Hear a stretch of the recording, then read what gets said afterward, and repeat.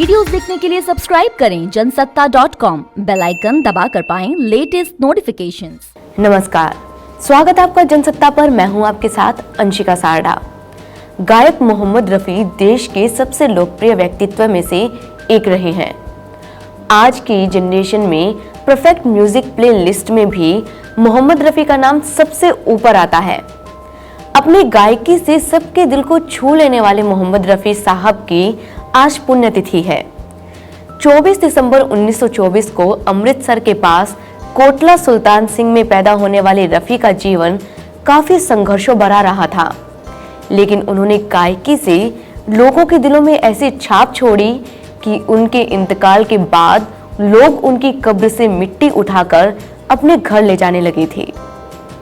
Singing legend Mohammad Rafi के जीवन के संघर्ष और उनके प्रति लोगों के मन में प्यार की दास्तां आज हम आपको बताते हैं। बचपन में रफी अपने परिवार के साथ लाहौर में रहा करते थे। रफी के बड़े भाई बाल काटने का काम किया करते थे। रफी अपने बड़े भाई की दुकान पर उस समय काफी वक्त बिताते थे।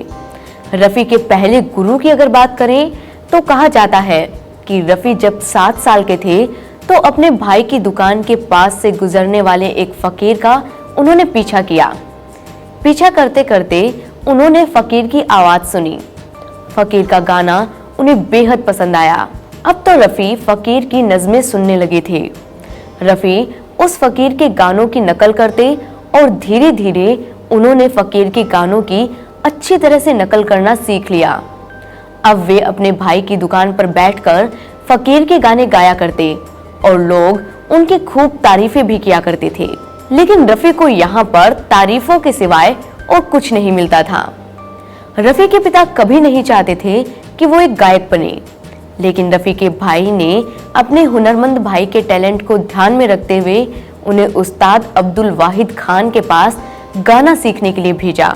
इसके बाद रफी ने उस्ताद बरकत अली खान से भी ट्रेनिंग ली। रफी अपने हुनर को निखार रहे थे कि इतने में ही किस्मत ने उन्हें एक मौका दे दिया। हुआ यूं कि लाहौर में उस वक्त के जाने माने गायक और अभिनेता कुंदन लाल सहगल परफॉर्मेंस करने के लिए ऑल इंडिया रेडियो आए। रफी और उनके भाई भी इस कार्यक्रम में पहुंचे थे, लेकिन लाइट नहीं होने के कारण सहगल ने गाने से मना कर दिया। सहगल को सुनने के लिए भीड़ बेकरार थी, लेकिन सहगल ने जब गाने से मना कर दिया तो आयोजकों के पसीने छूट गए। रफी ने वहीं पर गाना गाने की गुजारिश की और आयोजकों ने उन्हें मौका दे दिया।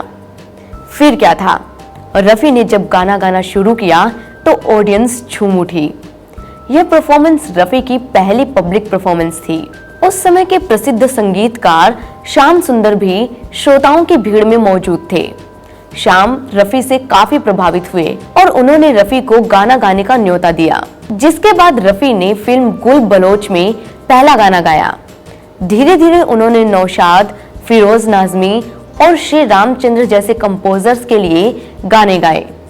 फिल्म बैजू बावरा के लिए रफी को बहुत तारीफें मिली। इसके बाद तो रफी की डिमांड बढ़ती चली गई। देखते ही देखते कई निर्देशकों ने रफी की आवाज को अपनी फिल्मों में इस्तेमाल किया। अब हर कंपोजर रफी को अपनी फिल्म में काम देना चाहता था। रफी सिंगिंग की दुनिया का जाना माना नाम बन गई। प्रोफेशनल लाइफ से हटकर अगर उनके पर्सनल लाइफ की बात करें तो रफी एक बेहद पारिवारिक शख्स थे। जब भी उन्हें काम से वक्त मिलता था तो वे परिवार के साथ ही समय बिताना पसंद करते थे। उन्हें बच्चों के साथ कैरम, क्रिकेट और बैडमिंटन खेलना बेहद पसंद था। सिगरेट और शराब से दूर रहने वाले रफी वक्त के बेहद पाबंद थे। अपने बोलचाल के लहजे से वो सबका दिल जीत लेते थे। 31 जुलाई 1980 को दिल का दौरा पड़ने के कारण सुरों के बेताज बादशाह मोहम्मद रफी हमेशा के लिए खामोश हो गई। रफी के लिए लोगों के मन में कितना प्यार था, ये उनकी अंतिम यात्रा के दिन ही देखने को मिला। रफी के इंतकाल की खबर आग की तरह फैल गई। उस दिन मुंबई में तेज बारिश हो रही थी, लेकिन फिर भी हजारों फैंस उनकी अंतिम यात्रा में शरीक होने के लिए आए। उस वक्त वहां मौजूद लोगों की नम आंखों के साथ उनकी जुबान भी कह रही थी कि मोहम्मद साहब के जाने का शौक आसमान भी कर रहा है। मोहम्मद साहब के जनाजे में करीब 10,000 से भी ज्यादा लोग शामिल हुए। हर मजहब के व्यक्ति उस जनाजे में शामिल थे। लोग मोहम्मद साहब की एक झलक पाने के लिए बेकरार थे। जिस कब्रिस्तान में उन्हें दफनाया जाना था, उसकी बाउंड्रीज पर कांच के टुकड़े और शीशे लगे थे। रफी का दीदार करने के लिए लोग उन तीखे कांचों की परवाह किए बिना दीवारों पर चढ़ गए। लोगों के हाथों से खून बह रहा था, लेकिन फिर भी उन्होंने हार नहीं मानी और मोहम्मद रफी के अंतिम दर्शन किए। इतना ही नहीं, लोग तो उनकी कब्र की मिट्टी भी अपने घरों में ले गए थे। मोहम्मद साहब के निधन पर भारत सरकार ने भी 2 दिनों का राष्ट्रीय शोक रखा था। मोहम्मद रफी इस दुनिया से अलविदा कह चुके हैं, लेकिन अपने गानों और सुरीली आवाज से वे आज भी लोगों के जहन में जिंदा हैं। आप भी रफी की आवाज के मुरीद हैं तो इस वीडियो को ज्यादा से ज्यादा शेयर करें और इसी तरह के दूसरे वीडियोस देखने के लिए बने रहिए जनसत्ता के साथ।